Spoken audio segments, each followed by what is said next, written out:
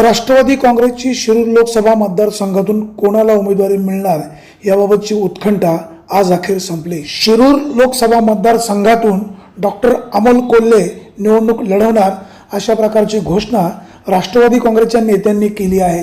दरम्यान कोल्हे हे नारायणगावचे असल्यामुळे राष्ट्रवादी काँग्रेसच्या कार्यकर्त्यांनी नारायणगाव बस स्थानकाजवळ फटाके वाजवून कोल्हे यांना उमेदवारी मिळाल्याचा आनंद व्यक्त केला। Bureau report Vighnahar Times. Hello hello नारायणगावचे भूमिपुत्र डॉक्टर अमोलजी कोल्हे की ज्यांनी आपल्या नारायणगाव शहराचं नाव छत्रपती संभाजी महाराज यांच्या मालिकेमुळे जगातल्या 128 देशांमध्ये पोहोचवले। स्वागत आपण फटाके फोडून या नारायणगाव आणि समस्त ग्रामस्थ वारवाडी यांच्यातर्फे या निवडीचे हार्दिक स्वागत आपण फटाके फोडून करूया आणि त्यांना निवडून आणण्यासाठी आपले जीवाचे रान करून त्यांना निवडून आणूया ही सदिच्छा व्यक्त करतो। धन्यवाद।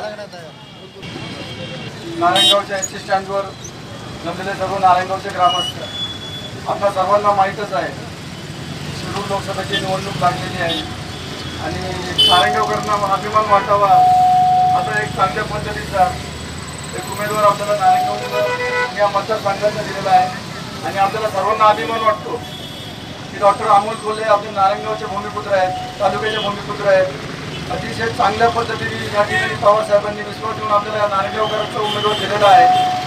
मी नारायणगाव वारुवडी किंवा तालुक्यातील सर्व जनतेला आवाहन करतो, खासदार निवृत्तीशेठ शेरकर यांच्यानंतर जुन्नर तालुक्याला ही आलेली दुसरी संधी आहे आणि या संधीचं नक्कीच आपण सोनं कराल असं मी आपल्याला नम्र विनंती करतो आणि या ठिकाणी अमोल कोल्हेंना मिळालेल्या उमेदवारीबद्दल मी त्यांचं अभिनंदन करतो।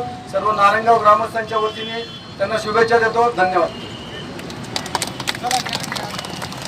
अमोल कोल्हे यांच्या निवडीचं स्वागत करण्यासाठी आपण फटाके फोडणार आहोत। यासाठी सर्व कार्यकर्त्यांनी फटाके फोडून आनंद व्यक्त करणार आहे, तर यासाठी सर्व कार्यकर्त्यांनी मेन चौकात मीडियामधून पाहिलं अधिकृत अशी घोषणा या ठिकाणी शिरूर लोकसभा मतदारसंघाची राष्ट्रवादी काँग्रेस पक्षाच्या वतीने माननीय डॉक्टर अमोलजी कोल्हे यांची या ठिकाणी झाली आहे।